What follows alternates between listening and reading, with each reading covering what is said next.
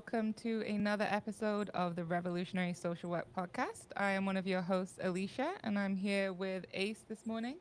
And we are blessed with our guest, Patcick Taylor. How are you doing, Taylor? I'm doing all right. How about you? Good. We're doing pretty good. Getting started. It's morning time for us in Hawaii, afternoon for you. And where are Yeah, you located again? I'm currently in Louisiana. Louisiana. Mhm. Okay. Yeah. So different sides of the states, but yeah, it's a good day. So we're going to be getting into all kinds of things today. If anyone's out there in the chat, say hi. Feel free to drop any questions as we go along. How are you doing today, Ace? Doing pretty good.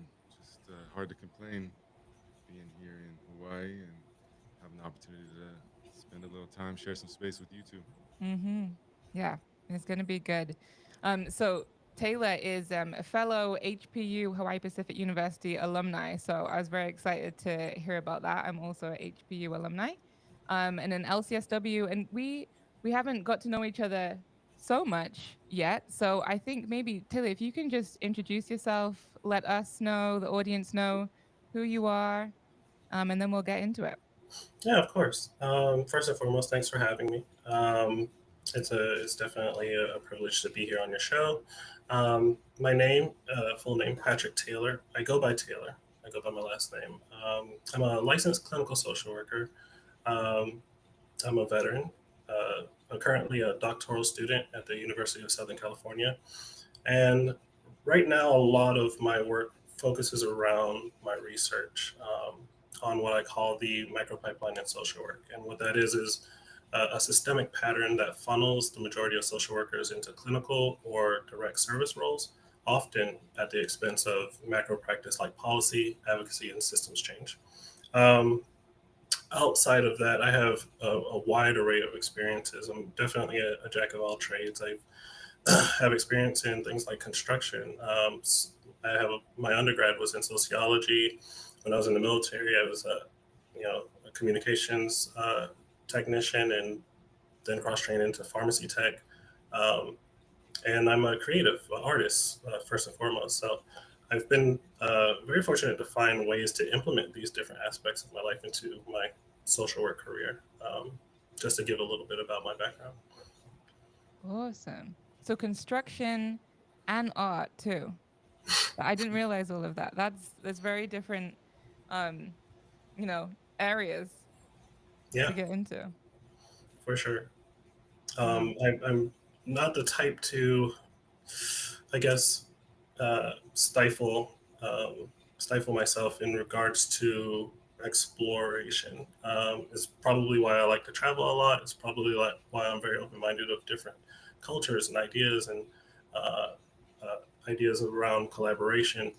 Um, though construction was it was interesting. I did learn things from it. Hmm. How to work together, how to build, and I think those are concepts that still very much resonate with what I do today. Yeah. I think that's an awesome part about social work is there's a lot of times where individuals, we all have different passions, backgrounds, and come to social works from different areas. But there is a lot of opportunity to use those skills Mhm. in social work, whether it be clinical social work, macro social work, and we'll get into more of that. But yeah, it's a field that you can really just use a lot of those skills. And I think for you too, I mean, you've tried to get out of social work multiple times, pull back in, but you have so many skills outside of the field that benefit you. Yeah, absolutely. And I'm sorry, but I'm missing a little bit of the context because I was distracted because people weren't able to get into the room. And You're so trying to get I'm people in. sorry, I was a little distracted during that time. So you guys Mm-hmm. continue and I'll jump in a minute. Hmm. So one thing I was really interested in, so because your research, this micro pipeline into social work, I'd love for you to tell us a little bit more about that, but also how did it get to this point? Because there's obviously a story there that got you interested in this pipeline that's going on. So can you just give us a little bit more background there? Yeah, of course. So it's super important to know that this focus or study is not even a year old. I came up with the idea back in December, and my doctoral program is not unheard of for you to pivot from one idea to another. And I started out with two other ideas. One was to focus on veterans who serve in our military who are located in the federally associated states like Palau, Micronesia, and we have veterans that separate themselves from our military and then they go back home, but then they don't have access to like VA benefits and stuff like that. They have to fly to Hawaii because it's the closest VA. So I wanted to focus on that, and then I wanted to focus on children and growing emotional intelligence. Those two ideas, though, something to definitely work towards and work on, are more long term, and I wouldn't have any type of innovative solution or prototype by the end of my doctoral study.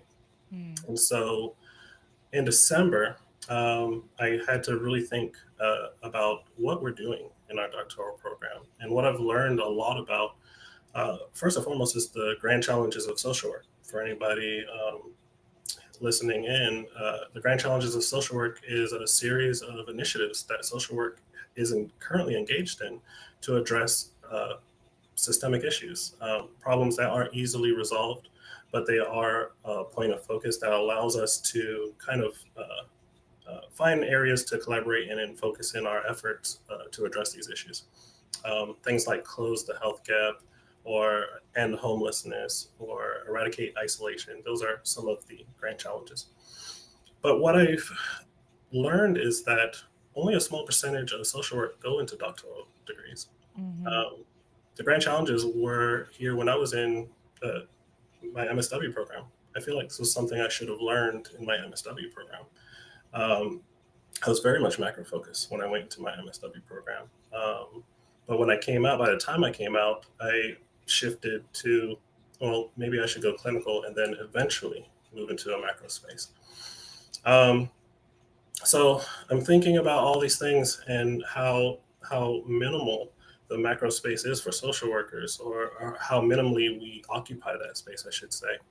And in order to address these systemic issues, we can't have a minimal occupancy within the macro space where we're all siloed and there's no support or experience, and a lack of uh, you know social work collaboration and community within the macro space.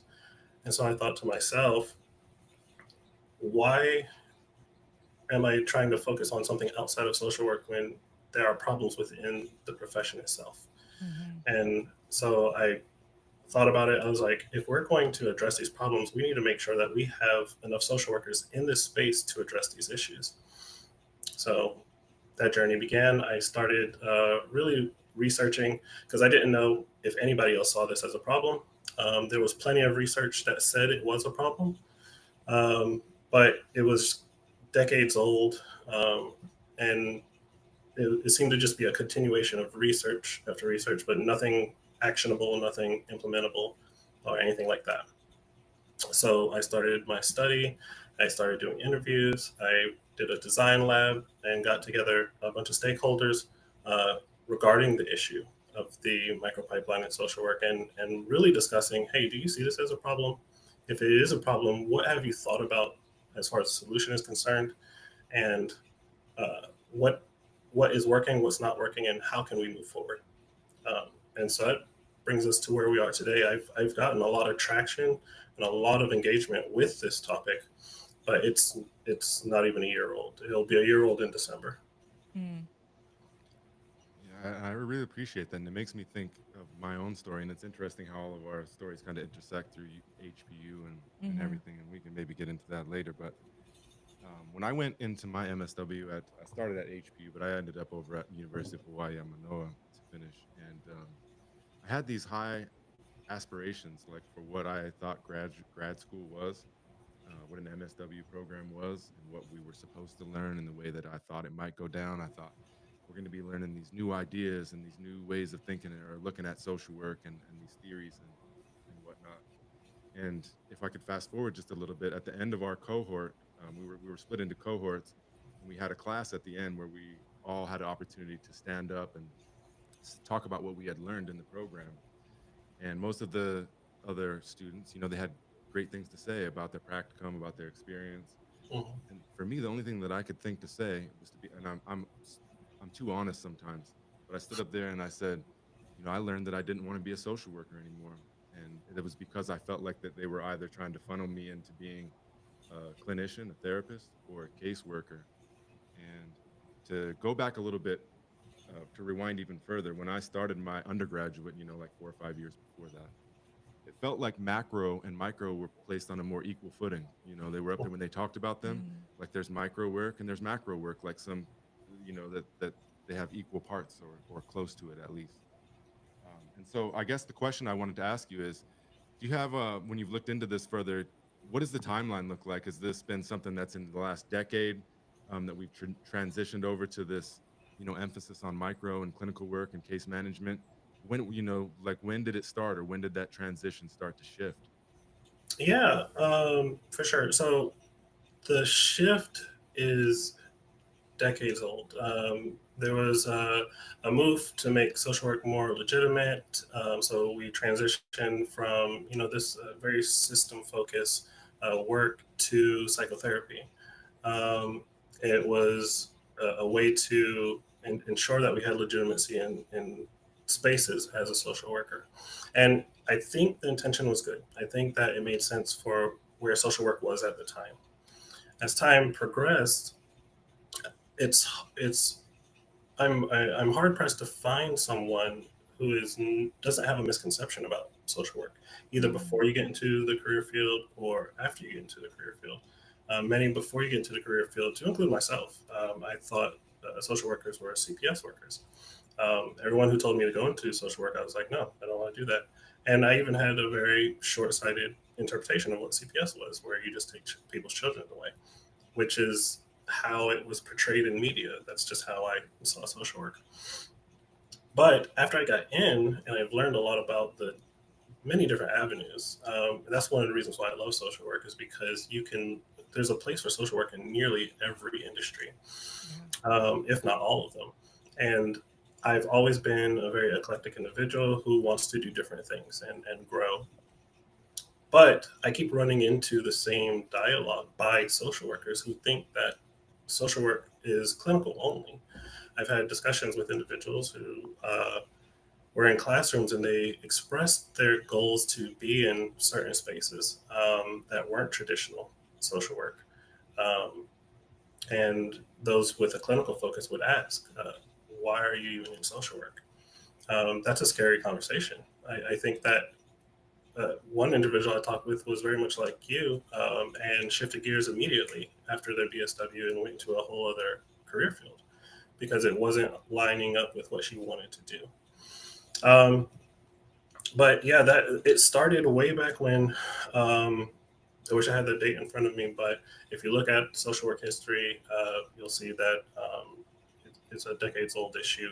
And today, at least our latest study shows that over 80% of our social workers are in clinical spaces or direct practice spaces, while only a little over 7% are in macro spaces. Again, completely siloed, but they exist, and then everything in between is that meso supervisor, organizational roles. That's a huge number, 80% in clinical spaces. And I'm originally from the UK, but I've been away from it for so long and I've never actually practiced social work in the UK. But when we've talked to oh, who is it that we talked to from Abid? Abid? Abid. So he was explaining and just reminding me that social work in the UK is still very much more meso macro rather than so micro.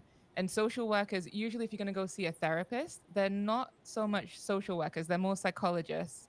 Whereas in America, we've got to this point where LCSWs are very sought after, and Medicare even prioritizes reimbursing LCSWs for seeing their patients.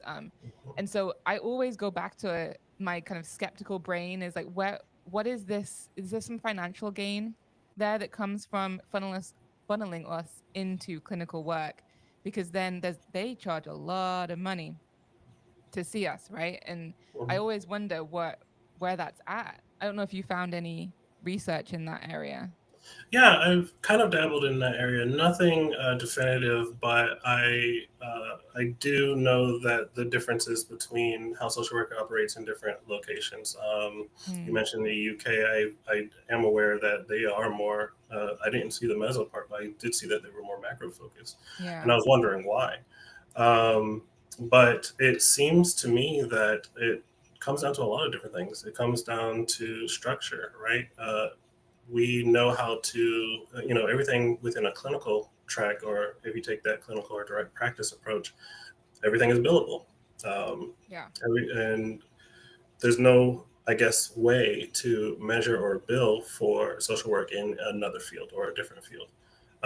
And there are those who argue that if we want to go into, let's say, law, or if we want to go into policy or anything like that, that we should change our trajectory.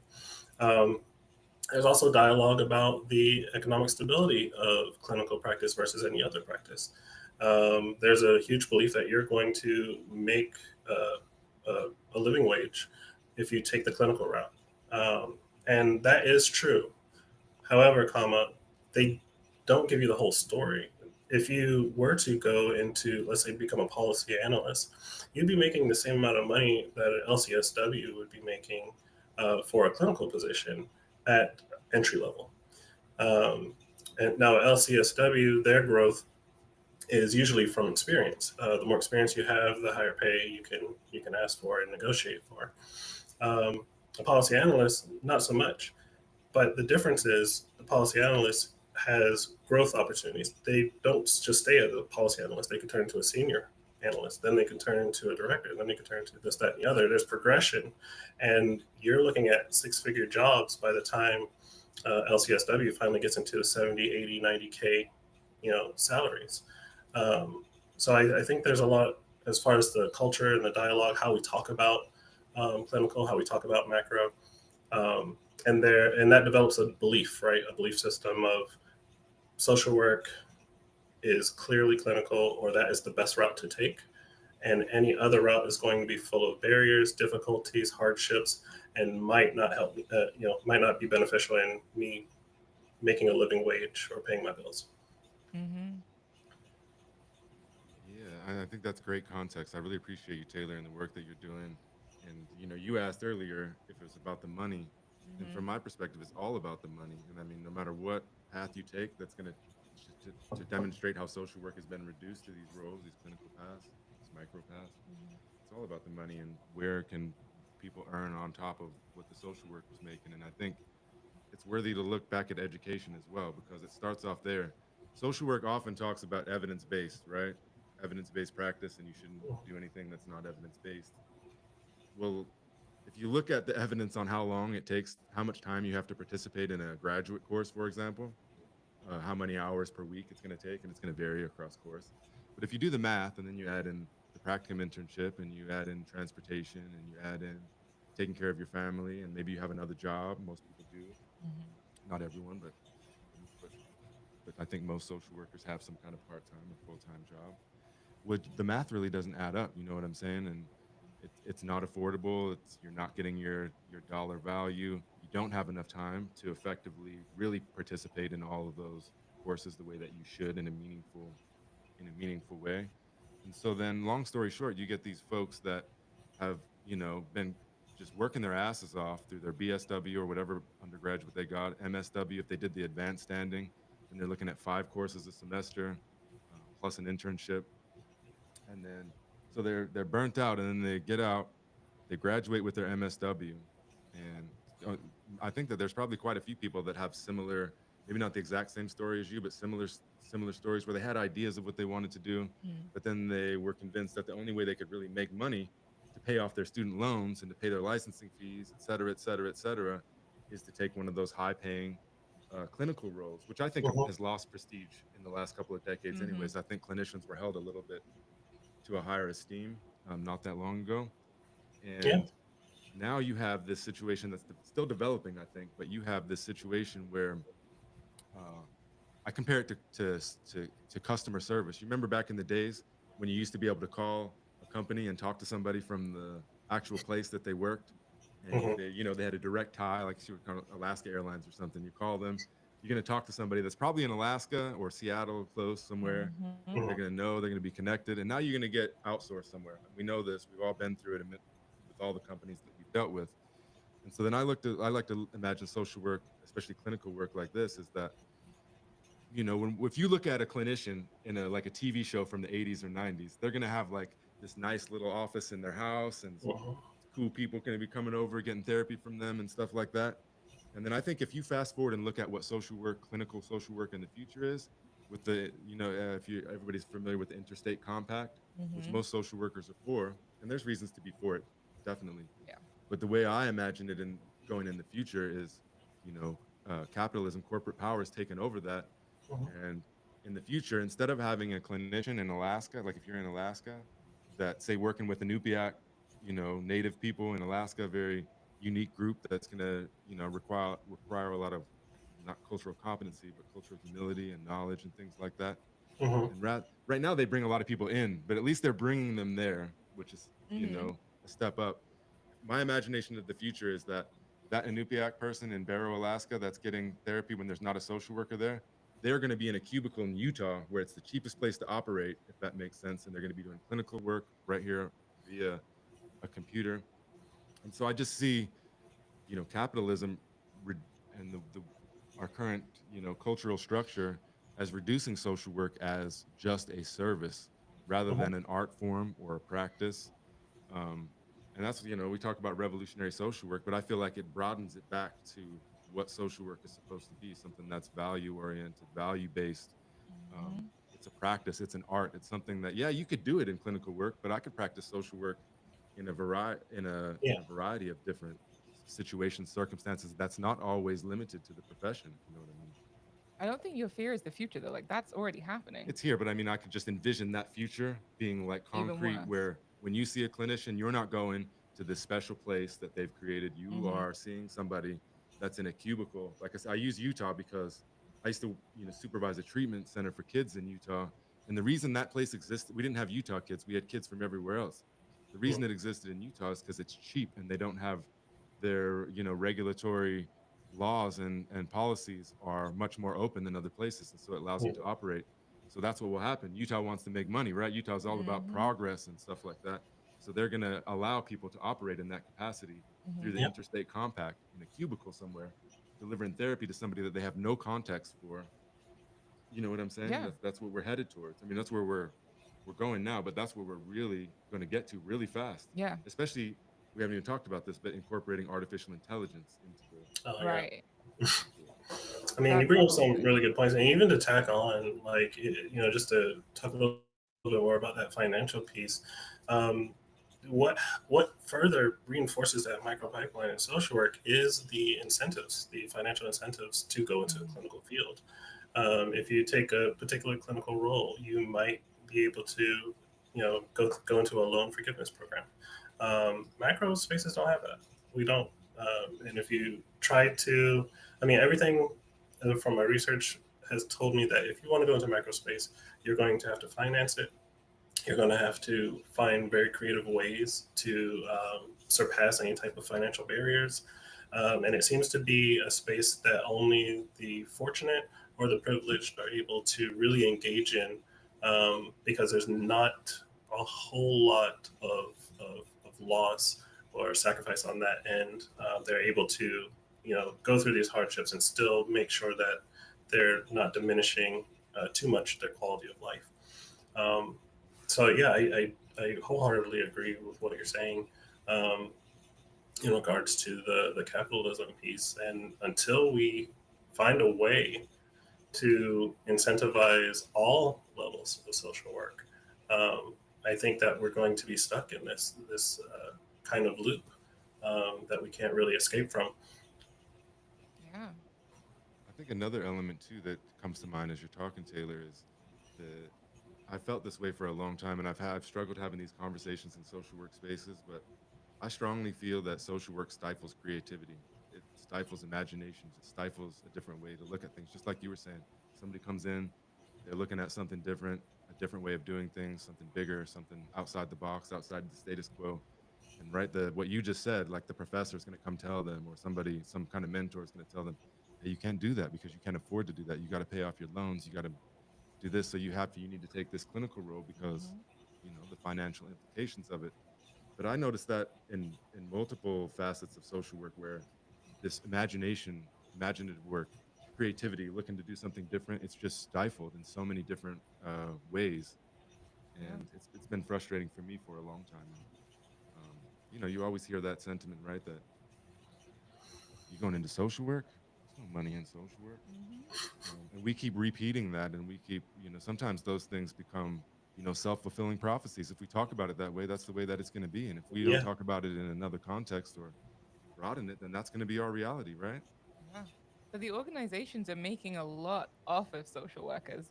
So social workers may not necessarily make the huge incomes everywhere. Some people do, but the organizations, when I see the reimbursements that organizations are getting from our social workers, it's crazy. It's absolute craziness. And then Mm. when you talk about creativity, sorry, Taylor, I mean to cut you off. I'll just say one thing. No, I With disagreed with you. That's all. Oh, okay. Yeah. With creativity, there's when within my team in itself, and I've been in the clinical world for like 10 years now. So it's yeah, seeing all of this play out right in front of me. But people want to do certain things with their creative passions and ideas, but it Mm. always comes down to the leadership of is it billable? And if it's not billable, then it doesn't happen. Yeah. And so just to even down to like groups that we want to run, I run a yoga mindfulness group, and people have to jump through so many hoops. They have to do intakes, they have to do assessments, they have to do a treatment plan because they have Medicaid, and it has to be billable. They can't just come and to get the benefits of just taking 45 minutes of their day to do yoga, connect their mind, body, spirit, and feel a lot better when they walk out. They have to jump through all these hoops. And it Mhm. always comes down to is it billable?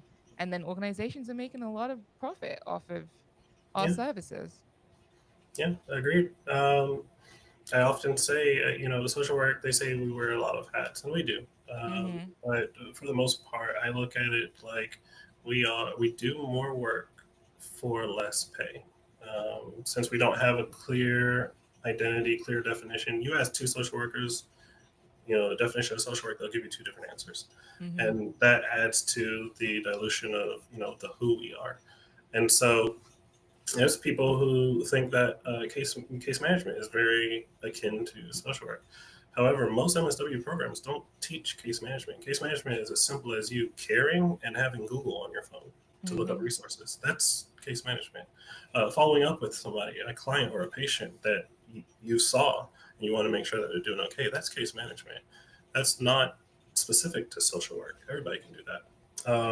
But case management is a career field. If you look at all the things that you do in a space, and especially in the clinical space, you provide therapy, you do case management, you help provide resources, you help navigate policies, um, you do a lot of different jobs. And if you look up how much those jobs individually get paid, you'd probably come up to about $300,000 a year.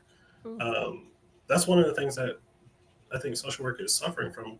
One, we don't talk about money, and two, we don't really advocate for it. A lot of people, what I learned in my MSW was this phrase just kept coming up.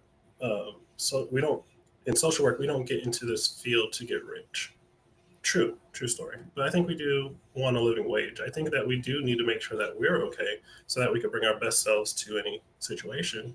Um, and financial aspect of that is one part of that. Um, but we definitely don't talk about it enough. And I think there's like an idea of altruism that we do for others without, wanting anything in return. And that's a very lovely sentiment, but people will take advantage of that. And organizations do, they take advantage of that. Yep.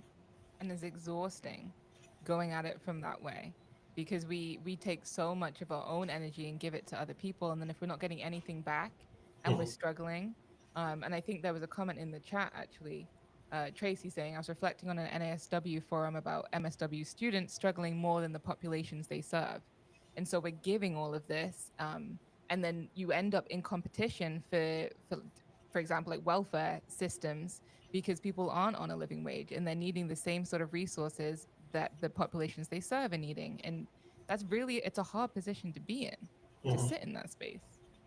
Mm. The only time we ever received public assistance, public benefits, was right after we graduated with our MSW. Yeah. Yeah. It, right. Because we couldn't even afford to take the licensing exam.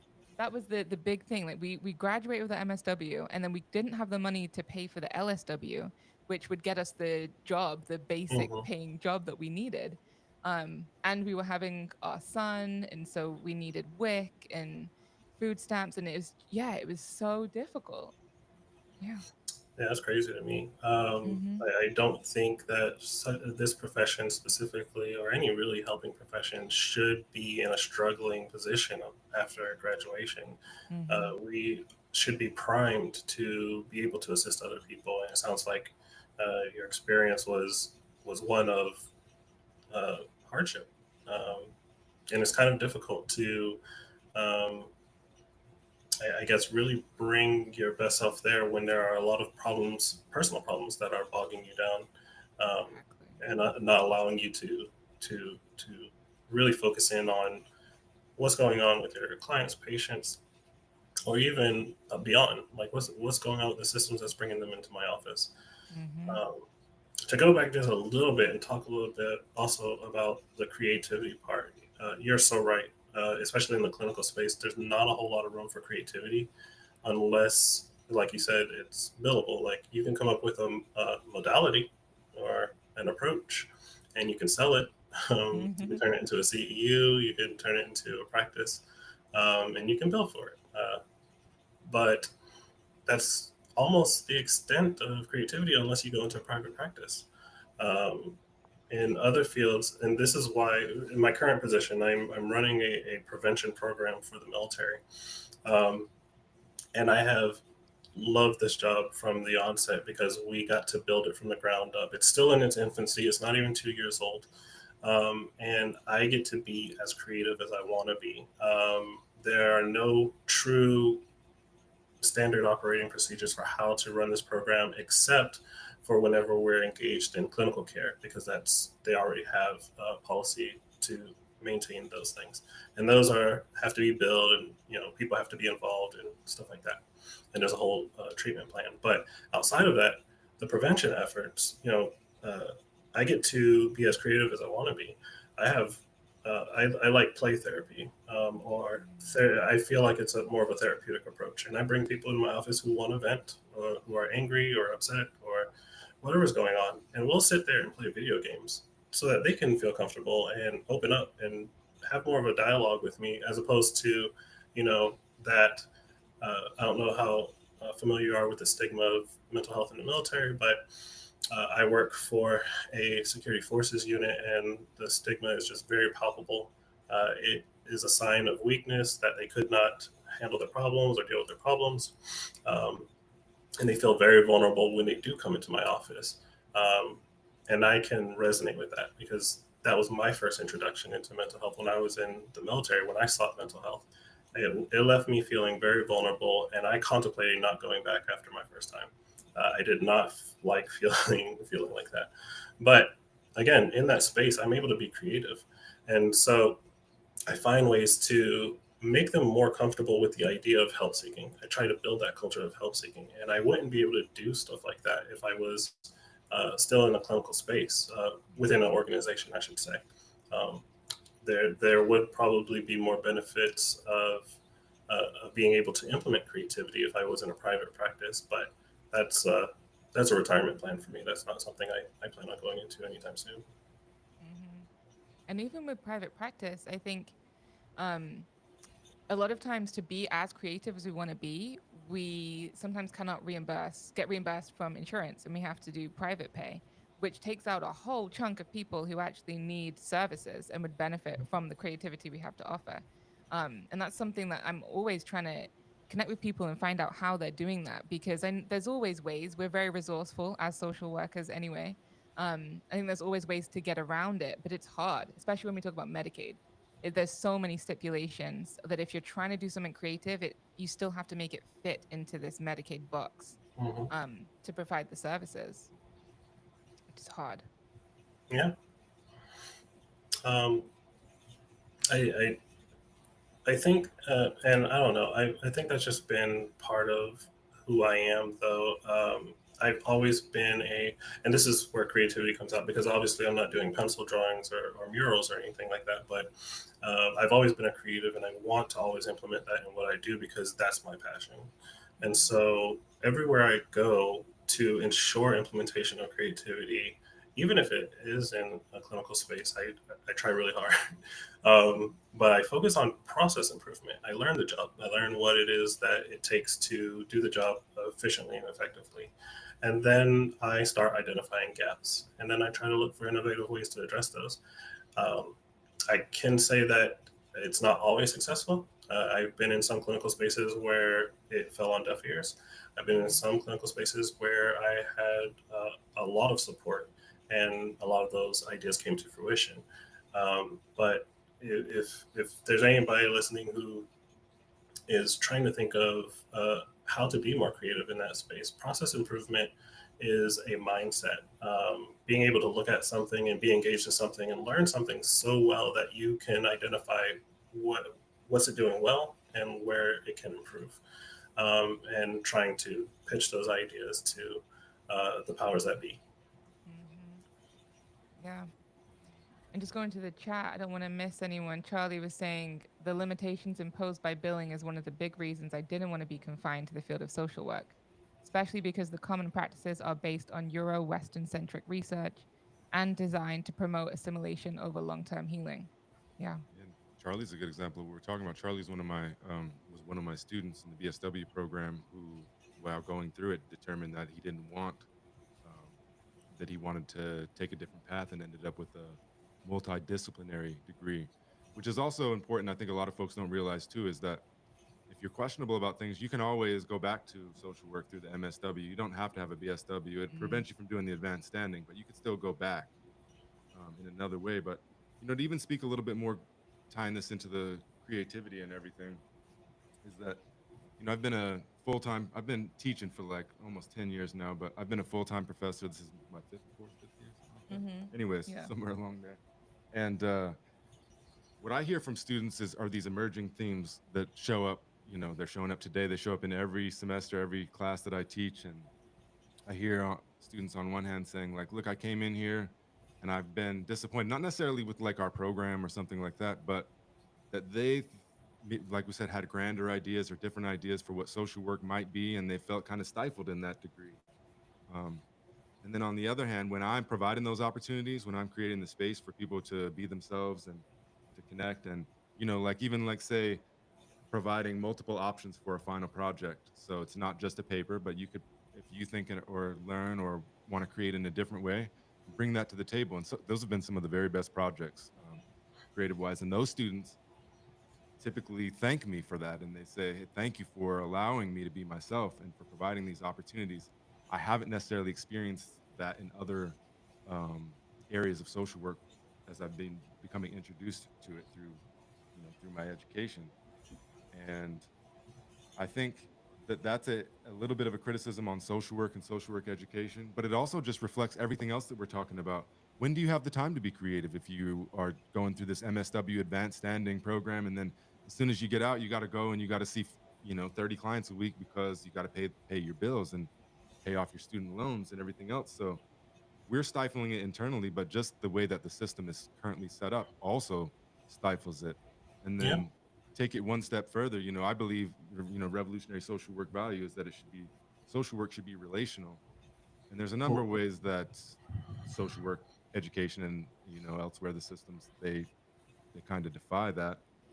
Um, but you can imagine in today's world, in 2025, post pandemic, you could potentially go through get your BSW, even an MSW. I'm not as familiar right now with MSW programs. But you can go through a BSW program, online, asynchronous, and really have very little interaction with anybody else.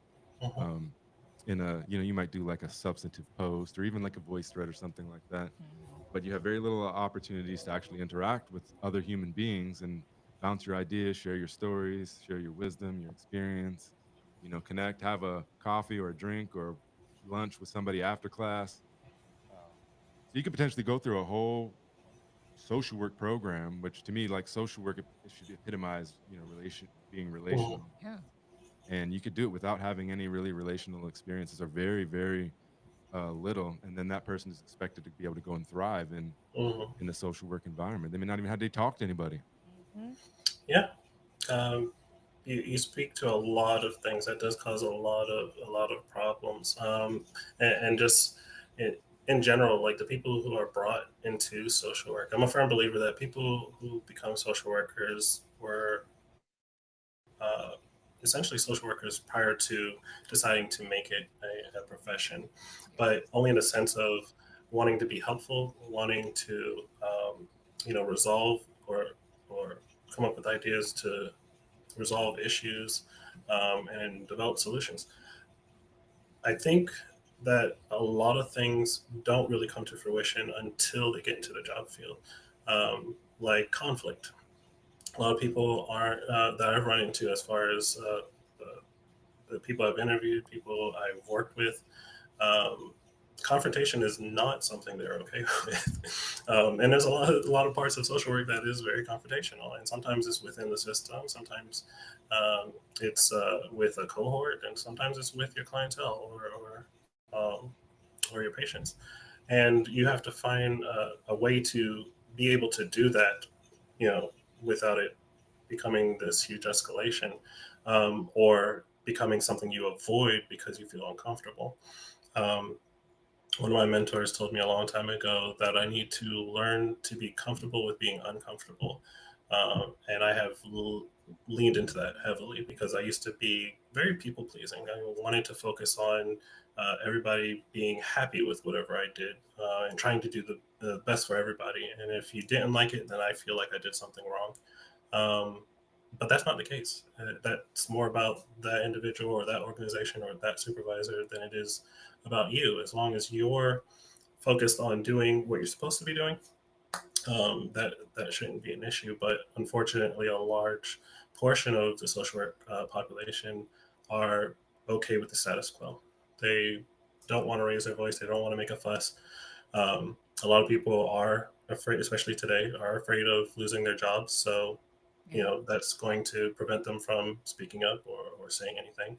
Um, and I think today we face a lot of new barriers for sure, especially with our current administration and the things that have been all the executive orders that's been um, released so far, and the passing of the what's it called, the big beautiful bill. Um, I think that we're just I think there's a lot of more trepidation, but I think trepidation has been a huge part of social work. Unfortunately, it's been a symptom of not really learning about and engaging in things like confrontation within our education. Yep. Yep. The And that's a huge part of revolutionary social work, right? Challenging. Yeah, and you know that person that you're talking about that's being stifled in those areas. That's again, that's what I hear from the I don't necessarily want to say the younger, but the newer generation of social workers coming in. They're reflecting everything that you are saying, Taylor. Um, but it seems that we're just at this, like, we have this big blind spot in social work, and we're unable to see ourselves. You know what I mean? Mm-hmm. It's like this. It's like in that children's book that we have about the butterfly's dream. The butterfly flies and he's seeing this great world, and he flies down into this little well, and there's a frog in there, and the frog's like, aren't you, isn't this the best place you've ever seen? It's like the biggest place in the world. And the butterfly's reflecting like, no, it's not. You have no perspective at all. Like, I flew across the great sea that that it can rain for years and it won't even go up a little bit or down, or if it's a drought, it won't go down a little bit. And I feel like that's how social work is that we think that this is the way that it's always been, and that's just the way that it is, but it's not. There's a whole other realm of possibilities out there, and we're just being stifled when we talk about these things or when we bring them up or when we have even when you're talking about people that are being critical or they're criticizing something, then they're in social work, often they're seen as the problem. They're the rabble rouser. I've Yeah. faced that before. You're the rabble rouser because you're bringing up the issue. If you just shut up and deal with it, then there would be no problem. You're the problem for talking about it. Hmm. Hmm. Yeah. There is so much of that. Like people are scared, whether it be in organizations or just generally. Like if people talk up against bigger social organizations like NASW, then we are seen as why you're the rabble rousers, like you say. And I also see that there's this, I think you spoke to this a little bit before, Taylor, this like push to have us standardized in order to be seen as more, I don't know, scientific or professional or more like the psychologists or Mhm. the psychiatrists. And so they standardize all these things in social work and say it has to be done this way, which pushes up us into that box even more and takes away that creativity even more. Um, and I think a lot of people will lean on, well, it has to be this way in order to be billed, or it has to be this way because that's policy. But it takes away the whole spirit of social work, Yeah. which, our roots, why we got into this. And it definitely doesn't have to be that way. I think that if Mhm. we were to address certain things at that educational level, because if we really look at it, people who are in school, especially if they are on campus or live on campus and they are not with their parents, it's the professors who are very influential. These are the Yeah. people that these students are looking up to, and when you tell them clinical path is the way to go, well, they're listening and they're going to follow that advice because why would you steer them wrong? Why would you tell them anything that's not going to be beneficial to them? And so they're going to uh, follow suit. And again, all of these things we're talking about, they're just elements that reinforces this pipeline. And so if you really if you make yourself aware of all the topics that we've been talking about and all the different facets of this issue, you'll notice how, you know, it's not easily resolved. There's a lot of things that have to change and happen before this pipeline can be disrupted at all. And I think my focus is to make sure that I focus on the MSW level or the educational level because I think that's where career trajectories are really set. I think it's Yeah. where field placements, and since that's where field placements happen, that's where you're going to get that practical experience to gain the confidence and competency to look for those jobs that you want, or more to the point, look for those jobs that you feel qualified for. And I think a lot of students just don't feel qualified for a lot of the things that they want to do. And so when you separate, I say separate, not the military, when you graduate, um, you still have a lot more to do, a lot more education to seek. You have to work towards your licensure. Even if you want a job that's not clinical, there's a lot of jobs out there that, and again, this is further legitimizes the LCSW. There are jobs out there that require you to have an LCSW. You have to be able to Yeah. have supervision, be able to provide supervision, um, and you don't even. I think that it's like it would be a supervisor position or something like that, and they want you to know everything that the levels below you know, which makes sense to an extent, but you shouldn't need an LCSW to manage or to run an organization. I think that that's a whole other set of skills that you probably would get from a business degree or a Mhm. leadership course or something like that, but not necessarily something you would learn in your MSW or through obtaining your LCSW. Yeah. I always ask that in HPU. I was saying, why is there were no courses or classes on business management or leadership, nothing like that. We had like a policy class, but nothing really to build our own skills in how to be in those spaces, which is really frustrating. Yeah. And Christina said, I don't know if you know, Taylor, are there BSW, MSW programs that do focus on macro? Because she's interested in macro social work.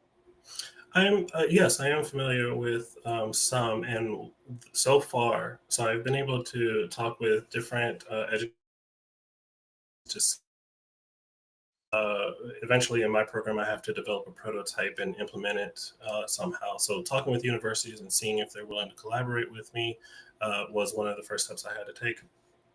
I recently had a conversation with an educator over at Arizona University, Arizona State University, I should say, and they have one of the most robust uh, macro tracks that I've seen so far. I have by no means have I talked to every university, but this one aligns a lot with what I want to implement within an MSW program. They have more macro placements than they have macro students. They have educators that teach macro. They have macro panels where professionals will come in and talk to these students and give them a perspective that's not from their educators. Um, and they even have a certification through the Network for Social Work Management. I think that's what it's called, and they work with them to provide a management certification that can help them, you know, with their CV or their resume to get into those spaces. The issue, though, is what I found out through that conversation was that it this pipeline that I'm talking about is more than just a structural issue because they have the structure, they have the resources, and yet their macro track is dwindling. People are still going into the clinical field. And so I had to think, even if with all of the structure in place, what is it that is driving these individuals to still go into clinical fields and not even explore this macro track? And so I had to explore things like culture.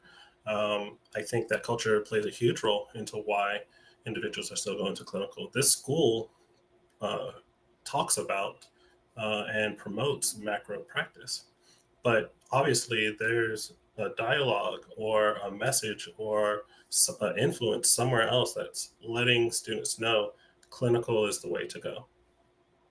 Um, Yeah. so I think I talked about the media piece a little bit earlier, but you think about social work and media, chances are you can only really attest to seeing a CPS worker, and probably not even in a positive light. And I often use this reference, Lilo and Stitch. The CPS worker uh, was seen as the antagonist, trying to tear our family apart, um, which it turns out he wasn't even a CPS worker, but that's neither here nor there. And I think that plays a role, right? That develops a perception of what is this career field from the people who aren't even in it. And then you get into it, and you see that the professionals that are available to talk, right? When you type in social worker, you look at NASW and see the list of social workers providing supervision or anything like that. They're all clinical. Mhm. Um, you'd be hard pressed to find somebody who's not clinical on that list. Um, and I think that that's an issue too, because that is the perception. You go to an organization like NASW to look for guidance for social work, and all they're presenting is all of this microspace, direct practice, clinical stuff. Um, so yeah, I think to answer the question, ASU looks like a wonderful school to go to. I've talked to some students from there as well, and they seem to have come out with a very good understanding of macro, and they've expanded, uh, their vision for what social work can be, and are in those spaces. So Nice. shout out to ASU for that one. Mhm. Yeah, and I think another element that we could say here, we could talk about is that sometimes you have to forge your own path. And let's say you're in an MSW program and you have a practicum coordinator or whatever their title is, um, and they're trying to force you into doing something you don't want to do. Stand up for yourself. I promise you, if you push hard enough, you can typically get them to, adhere to your requests or to look at things differently. So if you want something macro, but they're trying to make you do something different, then push for it and stand up for yourself. You can usually obtain those things. And I had several, I won't detail them here, but I had a couple experiences, both BSW practicum and MSW practicum, where they tried to make me do something I didn't want to do. And I Mhm. stood up for myself and I was able to get what I needed in order to feel good about what I was doing. Because you think about it, like I think it ties into Tracy's, and we should get into these chat in just a second so we don't let it get away. But she Mhm. said, internship, it takes a level of privilege to be in this field as well, to work on top of interning, often unpaid, almost always unpaid, and attending school, yet striving to be actively present in every aspect is true. It's hard to be able to take all these classes, to pay for them, to be able to take an Mhm. internship for free.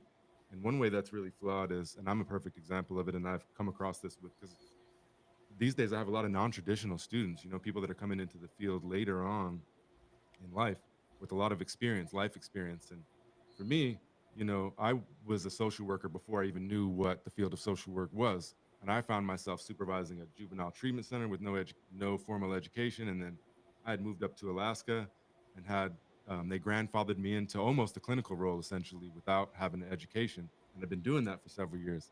And so then I get to my senior year, and I'm thinking that hey, they're just going to let me work my job and do my stuff there.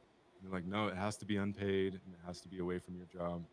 And so I fought against that. And it's one of the ones that I lost. But long story short, I ended up moving to the town where the university was, taking an internship that was less responsibility than I had before, um, and had to do it for free. It Hmm. doesn't make any sense. I could have acquired those things at my place of employment, Mhm. through some extra supervision or something like that. And to make matters worse, I wanted a paid practicum, and they said no. And so I start this internship, and they like me, and they say, "Oh, you're good at working with the hardest clients. Do you think that we can hire you extra and get paid, and you can work some extra hours, and we'll pay you for it?" And so, well, they said they won't let me. So, well, let me call them, and then they let them. So they wouldn't do it for me, but they did it for the practicum agency, if that makes sense. Yeah. And it's just a losing game. We're putting everyone in shackles that if you have to, I mean, again, different people have different levels of privilege when it Mhm. comes to money and how you can afford these things. But Yeah, for sure. And if anybody, I mean, just to put this plug out there, if you've never heard of it, look into P4P. It's a pay for placement. As far as I'm concerned, it's a movement. And if you go to their website, you can see if your school has a chapter. But the whole idea is advocating for social work students to have paid internships, because it is very real, to that particular financial struggle, to have to do all of this school and an internship unpaid and still, make a living wage. So definitely look into that. Thank you for that. I appreciate that. I'm gonna look into that as well. And I will Mhm. say, to echo what Taylor's saying, is that it is changing, and there's a lot more push towards that right now. And I think most social work educators realize that, even if they're not able to implement it right now, they realize and recognize that flaw in the system that we currently have. Mhm. So there's a lot of hope. And then again, another comment from Tracy um, backs that up a little bit. Have the courage to have the hard conversations. We don't just advocate for others, we have to advocate for ourselves. So do it, advocate for yourselves. Like I said, if you don't see a path, then make that path by walking that road on your own or Mhm. gather with some like minded individuals. And it doesn't happen overnight, but I'm telling you, you can forge a new path. Use that imagination. Don't do your best not to be stifled in that regard. Um, Yeah. And to add on to what Tracy's saying, Tracy, you're absolutely right. I just think that when we use words like advocacy, it falls short in a full understanding that it's something that we can do for ourselves as well. And that's why I use words like confrontation, conflict, challenging. It's because I'm trying to get the individual to focus on the fact that they need to also stand up for themselves. But yes, we have to learn to advocate for ourselves. That's where we're going to be able to find out if we're in the space that we want to be in, and find out just as much as we need to you know grow, to expand. We're not going to get anywhere if we don't speak up, but we'll just be stuck in our status quo, in a rut, essentially. Mhm. which Yeah. epitomizes where social work is at. Mhm. Stuck in that rut, stuck in that status quo, but we can get out of it together. Monica adds that sometimes we have to have a common commotion. You have Or to excuse me, we have to cause. cause a commotion in order to move forward for the better, and that's true. Not always true. Choose your battles. Don't make a commotion where it's not going to benefit you or it's not worth fighting.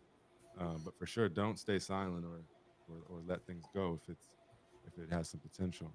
Um, Mhm. Tracy My, pro- adds, oh, my go ahead. professor once told me that. He told me to choose your battles, and I told him I'm Mhm. going to choose all the battles.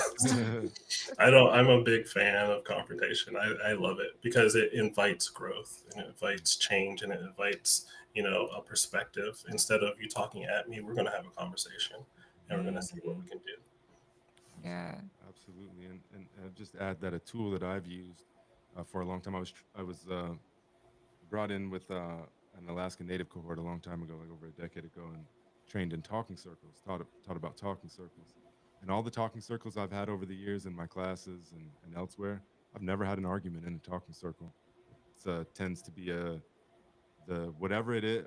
I don't have time to explain it now, but whatever it is about the performing that ritual of sitting in a circle and talking and listening is that it puts on those deeper listening abilities for folks, no matter who you are. And people typically come out it with a little bit more elevated consciousness, and for Hmm. I think various reasons, it avoids that argumentative agree disagree, and instead listening and honoring multiple truths and realizing that, hey, if I listen to you, I may not agree with you, but like I could hear you, and hey, Mhm. maybe over time I'll come a little bit closer to you and you'll come a little bit closer to me, if Yeah. that makes sense. And these are things that when we take those skills, practices, rituals into spaces, more macro spaces, they also work, right? Like it's if you take talking circles into Hmm. leadership spaces, into policy spaces, and people are able to listen to each other's ideas and sit in uncomfortable positions and have confrontation, maybe, but maybe not, just hear each other in dialogue, then you're able to grow there too. And I've seen that firsthand in organizations where something's happened and there's like this tension in the air and people are feeling very uncomfortable, and I've advocated for we need to sit down in a circle together and like just talk, but it's uncomfortable. But Yeah. after those times, it's the tension eases and people are able to grow and move past it. So like yeah, those talking circles, just so many different spaces that can benefit from them. Yeah, and just to echo what you're both saying, I think that's why we would excel if we were a little bit more balanced at all Hmm. systems, and I think we would definitely excel at the macro level. You know, in certain spaces, it's there's a perception of right and wrong, or correct or incorrect. And I think that in social work, at least from what I've found, is there can be a conversation. There can be multiple right answers. There can be compromise. And we're, I think, a little bit more amiable than most other professions. Hmm. Um, and I think if we learn to exercise that in all spaces, I think we would definitely see progress, in one way or another. Whether it's relational, whether it's organizational structure, whether it's our education system, I think that conversations should be had, um, especially at the education level. I don't know if any MSW students listening, or early graduates and early social work professionals. Y'all are what I've identified as the invisible voices in the problem that I'm studying. Um, I've interviewed a lot, and all of them had a lot to say on the topic. They're naming the pipeline, um, but there's your voice isn't echoed in research. It isn't echoed when we talk about what do the students want, right? Things are happening, and it's much like how the administration is affecting us now. Things are happening to us without our say, right? You are the stakeholders in the situation that are directly impacted because of how your education is going, and that informs the trajectory you're going to go on once you graduate, unless you have the mind to fight it and take a different path. But we need to have these conversations with everyone involved. I think so. What I've learned is it's called community-based participatory research, and it requires having a conversation with all stakeholders. That's what my design lab was. I had a conversation with practitioners, with educators, with people who were macro inclined, with people who preferred the clinical route. I've had conversations with students in that same room, and we all were enlightened by the different things that we didn't know from the different perspectives. And through that conversation, we were able to develop ideas of solutions that were innovative, that we didn't touch on or think about because we didn't know everybody's perspective individually. But we did learn about it once we had that conversation. Yeah, there's so many things I think we could touch on here, and Hmm. it makes me think what you're saying. It makes me think of Paulo Freire, Brazilian educator from back in the days, wrote the Pedagogy of the Oppressed. But he brings in the what he calls the banking model of education. This idea that education is where I'm the professor and you're going to come in here and I'm going to give you the goods and you're going to take it and I'm going to give you an exam, right? It's a transfer instead of something that's collective or relational. Hmm. And Mhm. social work often falls into that, right? Like it's get scratched by the cat. Okay, and Sorry. it's like going crazy underneath that. um, Anyways, what was I saying? So in social work, we're like that as well. It becomes this, idea of a transaction Mm. rather than something where when you come to your education, you're a part of it. You have something to contribute. You know what I'm saying? There's no rigid roles like that. Hmm. Um, so I think, you know, for those of us, Paulo Freire is not often talked about in social work circles, more in education pedagogy. But if you're a social worker, I encourage you to go read the first chapter of Pedagogy of the Oppressed and think about it in social work terms, and you'll see some of the ways that that's synchronized. And it also makes me think about this um, in recovery and substance abuse recovery, addiction recovery, right? When you go to if somebody you go to an Alcoholics Anonymous or Narcotics Anonymous meeting, they often end with the serenity prayer. And I bring this up often. They say, God grant me the serenity to accept the things I cannot change, the courage to change the things I can, and the wisdom to know the difference. And there's a lot of value in that because, you know, it's humility and it lets you know, hey, I can't change everything. I need to accept that. However, sometimes I think that puts us as that frog in the well, and we think that, hey, this is just the way that things are, and I don't see anything different because I'm not even looking, Yeah. because I'm just Hmm. accepting that that's the way that they are. And I had in my MSW, Angela Davis guest taught our course for the semester, and she would say, you know, I'm no longer accepting the things I cannot change. I'm changing the things I can no longer accept, and that's what I would encourage everybody, but social work students. If you see something that you don't accept, don't that doesn't make sense to you, that you can't accept, don't accept it. Mm. Stand up for yourself. Stand up for what you believe in. You know, look a little deeper. Create that conflict, like Taylor's talking about, because you can change things. It's the big illusion that we can't change. You may not change whether the sun comes out tomorrow. You may not change whether Donald Trump is president right now, but you can change a hell of a lot of things they that you're basically hoodwinked into thinking that, hey, I can't do anything about this. So Hmm. um, you know, I encourage people, you know, have humility about things. Know that you can't change everything, but there's a lot more that you can change, especially about yourself and the way that the way that that we encounter things, the way that we respond to things, and we can change things on a system level as well. But you can't do Mhm. it if you're not even thinking about it. If it's stifled Yeah, from the very beginning. and that just takes a little bit of reframing. Mhm. That is a constant practice in my day to day, reframing my mindset. I learned a long time ago that I did not subscribe to the idea of it is what it is, or that's the way the cookie crumbles, or that's the nature of the beast.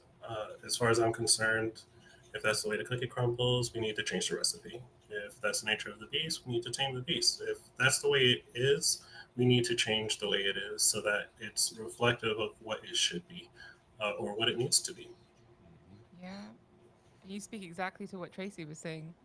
Um, where she had a previous employer say, "You're always arguing." She said, "I'm not arguing, I'm advocating, I'm challenging that this is how it's always been.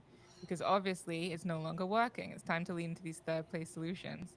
And yeah, I think people are scared about the repercussions and retaliation. And I've seen it happen where people challenge what's been and they're no longer working there anymore. And Hmm. so people see that and there's fear and anxiety around it. Um, but yeah, I mean, we shouldn't stop. That's not a reason to stop. Although it is a little scary because it's tied to our living, Yeah, and our finances. and I would like to think. I mean, maybe this isn't true everywhere. I would just like to think that social work is such a community and where we would support each other Mm. in those spaces. If someone is removed because they are being critical or speaking up, um, I don't know how your chapters, your organizational chapters in your state are, um, but hopefully they are supportive and assisting you in those times. Or if you have a cohort that you can rely on, or anything like that. What I've learned in social work is it's it's not something anyone can do alone, and we have to learn to lean on each other. Um, and I think that is super important, even especially when you are advocating or speaking up for something. Hmm. Yeah. Yeah, well, let's. We got a lot of comments in here, so let's just go through this chat so that Hmm. we can make sure we honor everybody, and then we'll come back and we'll talk. We've been critiquing a lot, but I think we should close with what we're for and what we can do about Yeah. these about some of this stuff. Monica adds, I know that my education won't end with the BSW. However, I struggle with justifying the benefit value of an MSW program, especially as a non traditional student with prior employment experience. I hear this reflected from a lot of students, and I've heard Monica reflect this as well. You'll have an opinion.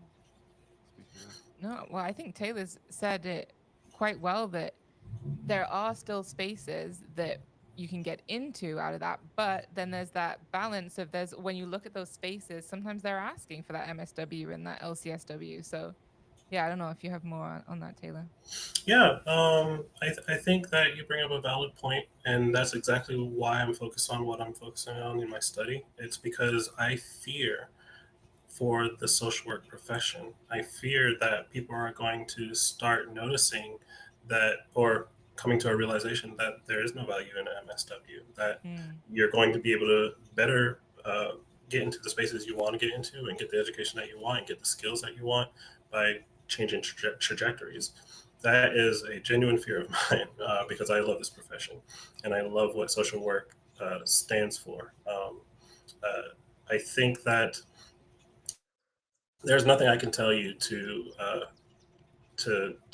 really bring you back into the fold because the way things are right now, I think there is just not a lot of safe space for a social worker. I'm currently a federal social worker. I think the only reason I still have a job is because they haven't put the fact that DEI and social work are one and the same. So I'm just going to, you know, keep riding that train. But um, I think that you have to make the decision for yourself, and you have to find out what is going to be more valuable to you, and that requires research. Look into the MSW program and see if it's going to provide you with what you want to be provided with. And you sound, very insightful. I would imagine you probably have some pretty good questions that you can ask whoever interviews you for these programs, or if they want you to write something with your application. Finding ways to explore if this MSW program is going to serve your needs or not will probably help you best in making your decision on how to move forward. yeah. And I would also say, look at there are a lot of different programs that offer combinations of like law and social work, business management, social work. There's different things that you can look at, and interdisciplinary departments as well, and kind of putting your own degree together. So I think just being creative. I always go back to like we have so many skills and resourcefulness and just ways of imagining things that we need to do that, turn it inward and just be creative about looking for these things and creating it yourself. I think you've probably seen from students too when you ask and you try and figure out what you're imagining and putting it into practice. You can often it works out sometimes. So don't stifle yourself, I think is what I'm trying to say. Yeah, I would agree. And yeah, dual degree programs is definitely part of that landscape. There's Yeah. pros and cons to it as well, and there's a whole aspect of privilege there too, because unfortunately it's not folded into your MSW education. You have to go to two schools, right? Mm, Like for a yeah. JD, you have to go to MSW, and you have to also go to law school. Mm-hmm. Um, but yes, that is part of the solution landscape, and again, well intentioned. Um, my only concern is that that just further dilutes the social worker, and the title. There's a lot of people who Yeah. I've talked to who won't even use the social work title because of how the profession perceives social work, and so they'll use another title, title more aligned with whatever their other program is, like MPH or something like that. Mm, yeah. It makes me laugh because so often, you get asked, what do you do? Oh, I'm a professor or what? Social work. And I always get the look like, Mm-hmm. social work. Oh, Yeah. eh. Anyways, Go back to the chat. yeah, Alice says, I'm also a non-traditional student. I would have you think about your career in 30 years and think about where you want to be then. I'm planning my retirement career. It doesn't have to be achieved sequentially. It can be achieved in parts. Mm-hmm. And I appreciate you, Alice. And I think Alice is also, one of the non-traditional students that I'm talking about that's coming to um, her education with a wealth of life experience and knowledge and wisdom. And the things that we're talking about, I think, apply very well to Alice and people like Alice, the non-traditional students, especially those coming in, like say, in a retirement career, Mhm. like LA, for example, Mm-hmm. people that are coming in later in life and they're doing social work, not necessarily as a way to, bring the bank home, but because it's part of who they value themselves as a person to be. and they're going into this field to make a difference for themselves and for other people. And then, they get caught up in this convoluted mess of what you have to do to get there. You know what I'm saying? Where their Mhm. experience isn't necessarily valued or doesn't have, there's no way to apply that to your degree, and there should be.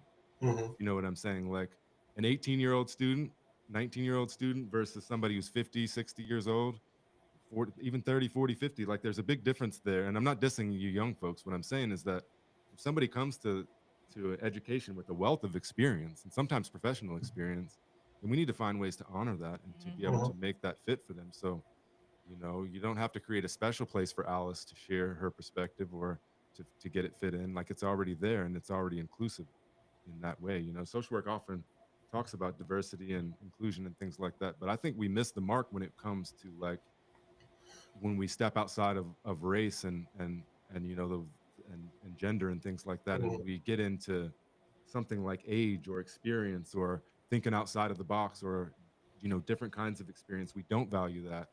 I went to the NASW conference last in June, a couple months ago now, and it was really good. And it was a lot of like social work spirit and unity and showing up for each other.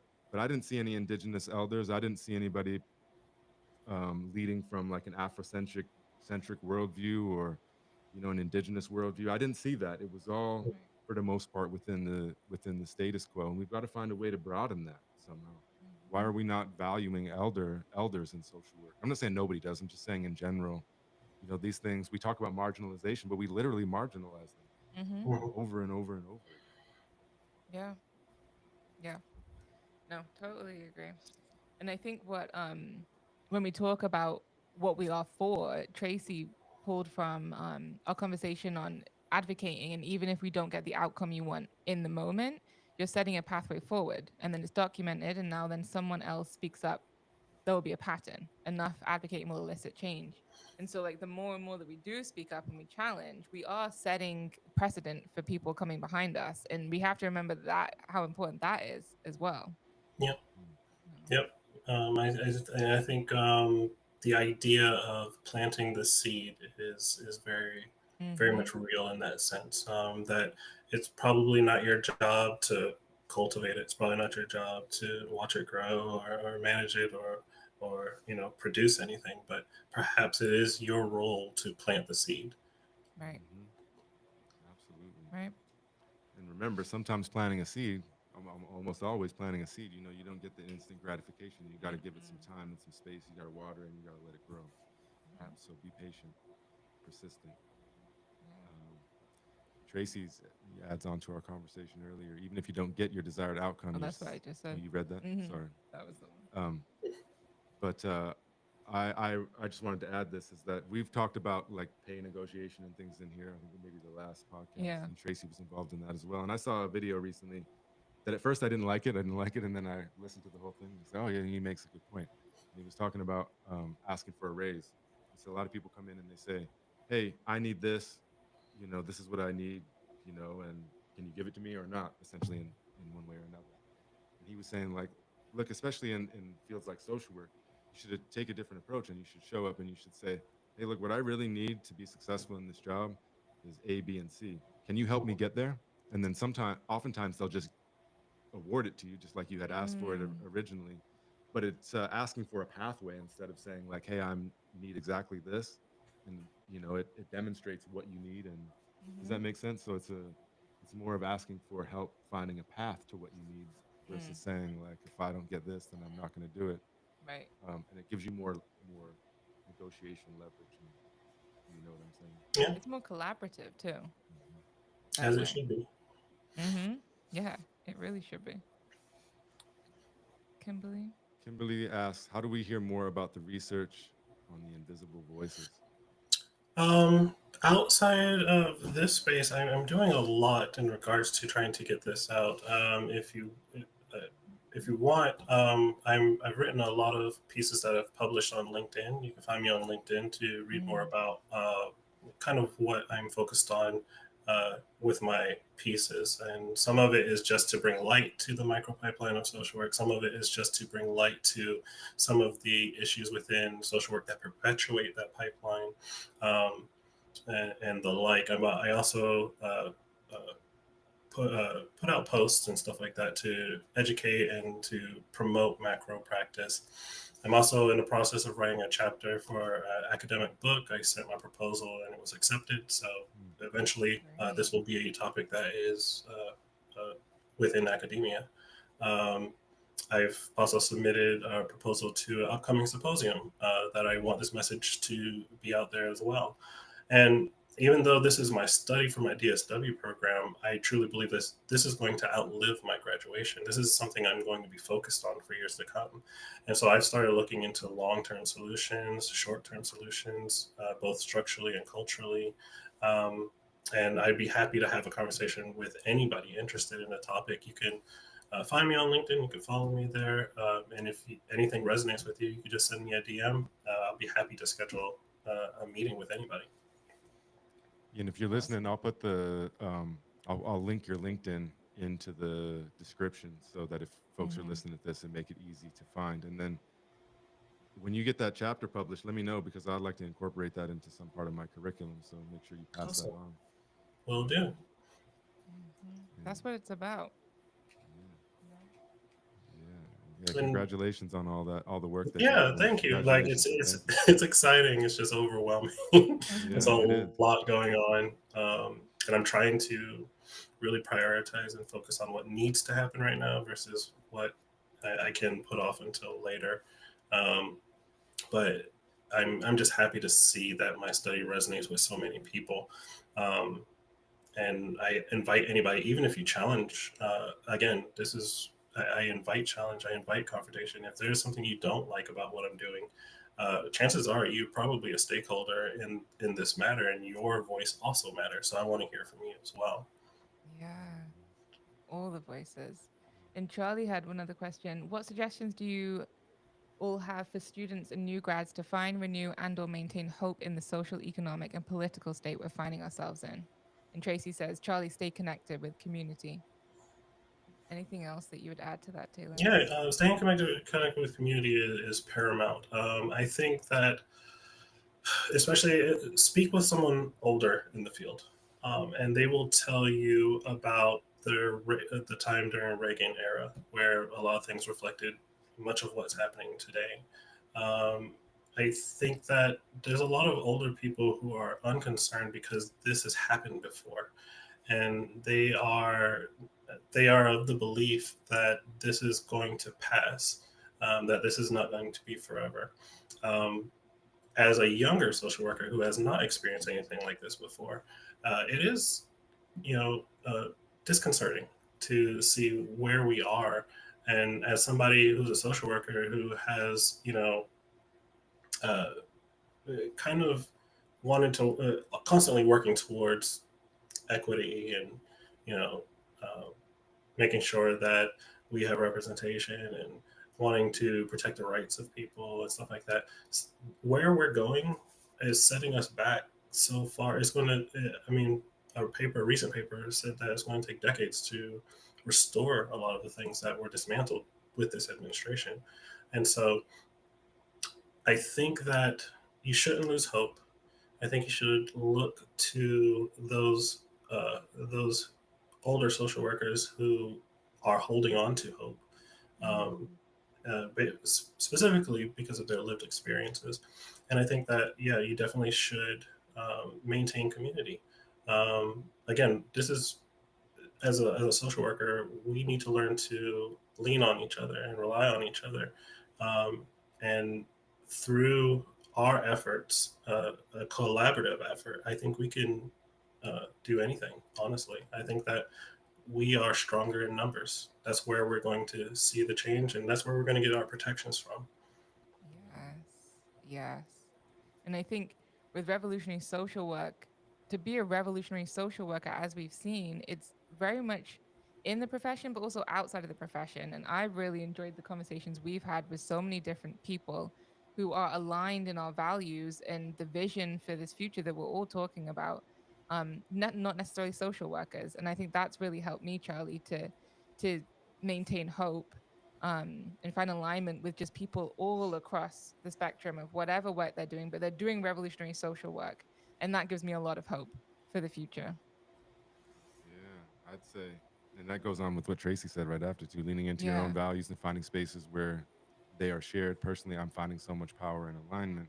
And I'd say a couple things about that. One is many of us don't know what our values are. We might have ideas, kind of, and you may have something, but we don't know. Think about it, reflect on it, write your values down. Yeah. Um, imagine how you might be able to embody them in the ways that you make your decisions, the way you operate as a human, as a social worker, all of that.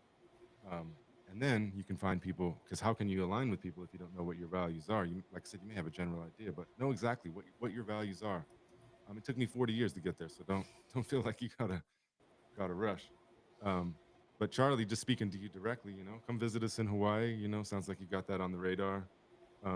Connect with things like revolutionary social work, people with the values. One thing that we're trying to do, not trying to do, but we got it on the the radar coming up is having talking circles, not just for my students, but for a larger group of social workers, revolutionary social workers, to gather and convene and to have deeper conversations, just like this. Hmm. And you know, Yeah.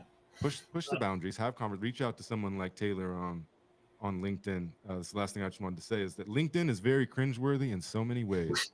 Um, However, I have found that it's probably the best venue for connecting with professional social workers and having an idea as if you can get through all the cringe and all of that, then you can make real connections. And I've made several, including Taylor. Hmm. And so give it a shot. Ignore the cringe, look past it, and use it as a way to connect and share ideas.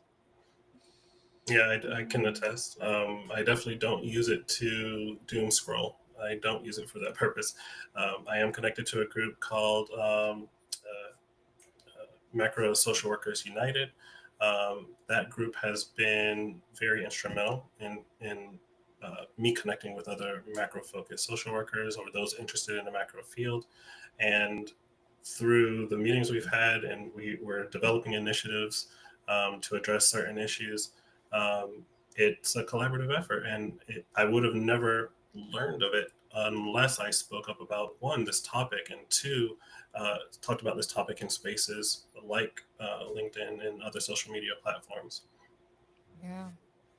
And I think one of the things that we've learned through the podcast, just generally the work that we're doing, is that the more that we go at it, the more meaningful the connections and the relationships become. So when you're first starting out with, trying to figure these things out, the the connections might feel kind of shallow, Mm. but the more that people get to know each other and all of that, the people that reach out to us now, the connections are deep and they're significant and they hold a lot of value, just as epitomized by Taylor. But with a lot of the folks that we've connected with, Mark Tuggle, um, brother Yeah, KD, all sorts of Hmm. people that we've connected with just because we're out there on putting it out there and having a LinkedIn's a good venue, like I said, as far as like being able to put it out there, and it provides a lot of ways that you can connect with each other Yeah.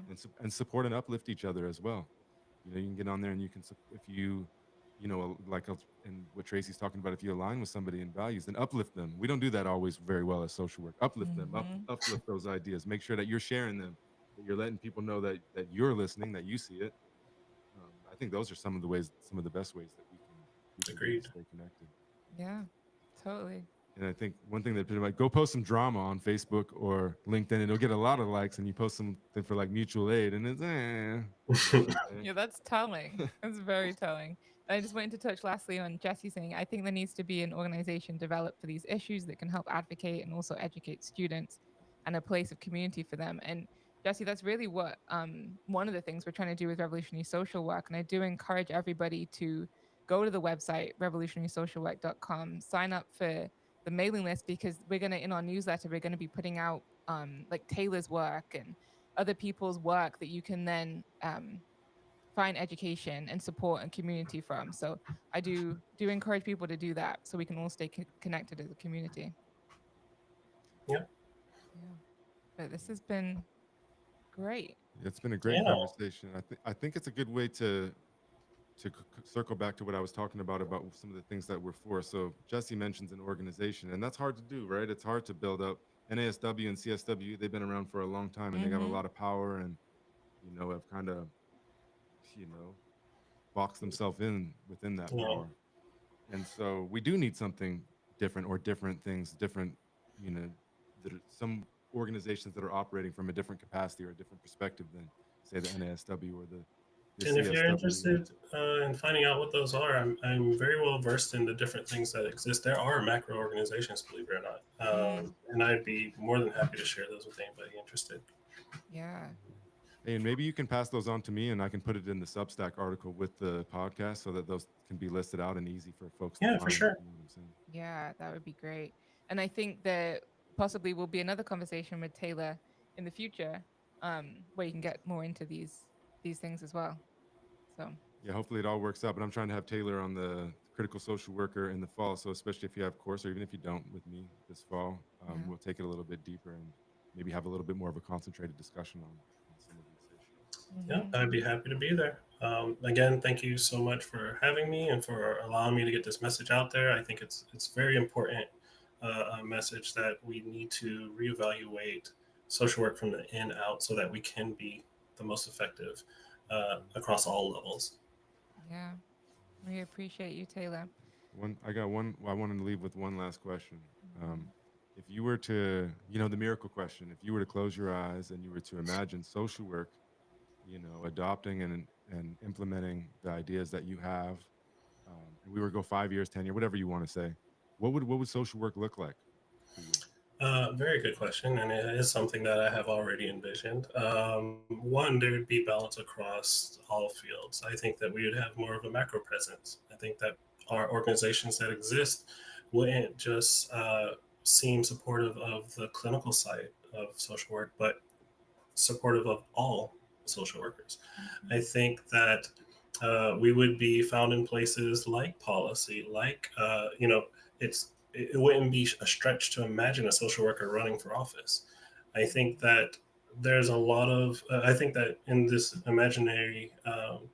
imaginative state that we would have macro licensure, a very legitimate path towards macro practice that you can choose between. If you and if even if you did go clinical, you'd be able to know there's a macro path you can take, and you can find a clear road into this field, as opposed to trying to piece it together. I think in this you know idea that we would be able to address systemic issues. It wouldn't be identified as intractable, wicked problems that are unsolvable. These would be uh, issues that we could tackle, and we'd be able to do it at all levels. There would be social workers in clinical spaces that would feel very comfortable with reaching out to social workers that are in those macro spaces, um, to find out what can be done about what's bringing these individuals into my office in the first place. So that's what I envision, and I hope to be able to live to see that. Yeah. Well, I believe that you did the work that you're doing, talking about it, putting it out there this way. That's planting the seeds, my friend. Mhm. And that's the power of manifestation. And so I hope that I'm standing there with you next year, down the road and looking at that reality together. Um, I Yeah, just want to say I appreciate you, Taylor. Much respect to all the work that you do. Thank you, mahalo. It's been a thank you. pleasure talking to you, and I hope that we can continue the conversation as we move forward together. Yeah, Of thank you course. so much. Echo that. And I just appreciate everybody in the chat as well, been contributing. I always love it when we have the questions coming through. So Yeah, I just want to say thanks, thank you. Alice, Tracy, Jesse, Monica, Kimberly, Charlie. If I missed anybody, um, then I didn't mean to. The Avalon. yeah, your contributions make these conversations, these podcast episodes. I mean, they revolutionize it to a whole nother level. That's really invaluable. So please keep coming. And please keep sharing the space with us. Yeah. Thank you, everybody. You have any last words, Taylor? Oh no, just again, thank you for having me. I'm looking forward to having more conversations with y'all in the future. Yeah, absolutely. We will make it happen. Mm-hmm. All right, everybody. That's it for now. We'll get this up and produced in the next couple weeks, and we'll see you on the next one. Appreciate you all, Yeah. and thanks again, Taylor. Thank you, Thank everybody. Have you. a great one. Bye.